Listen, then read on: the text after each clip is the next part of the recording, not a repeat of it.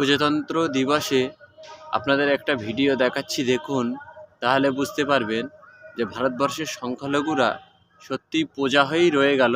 তারা গণতন্ত্র বা সাধারণতন্ত্রের নাগরিক হতে পারল না। দেখুন আপনারা ভিডিওটি।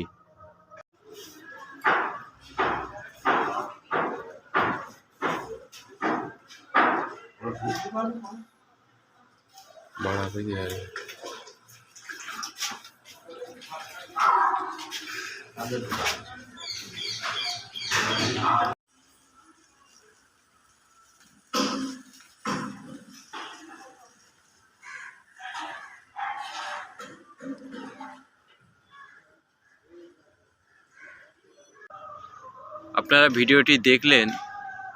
এই ভিডিওটি উত্তর দমদম পৌরসভার মধ্যে ক্যান্টনমেন্ট দুর্গানগরে অবস্থিত।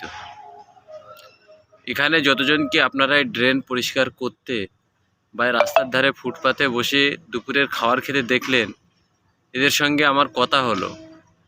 এরা সকলেই মুসলিম মাইনরিটি সংখ্যার মানুষ এবং এরা এই বিভিন্ন টেন্ডারের আন্ডারে কাজ করে, এরকম নোংরা কাজ।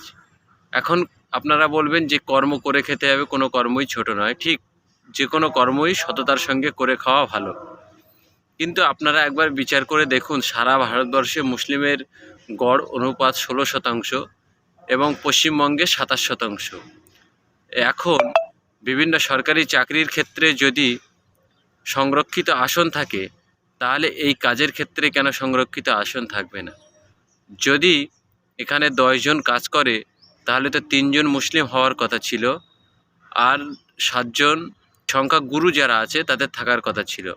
কিন্তু এখানে সেটা তার উল্টো হয়েছে। সারা ভারতবর্ষের ক্ষেত্রে যদি আপনারা বলেন, তাহলে যদি 10 জন এই ড্রেন পরিষ্কার করা কাজ করে, তার মধ্যে 1.5 থেকে 2 জন সংখ্যালঘু হওয়ার কথা ছিল এবং 7.5 থেকে 8 জন কি 8.5 জন সংখ্যাগুরু সংখ্যার মানুষ হওয়ার কথা ছিল।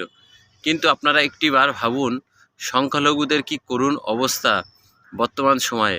অতএব আমাদেরকে বুঝতে হবে যে যত নিম্ন শ্রেণীর কাজ আছে সেইগুলো আমরা করব এমনটা নয়।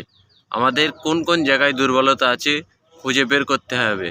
কোনো নেতা, কোনো সংখ্যালঘু নেতা যিনি উপরে চলে গেছেন, তিনি আর তার পিছনের কথা ভাবছে না, বা পিছনে তার কে আছে সেটা ভাবছে না।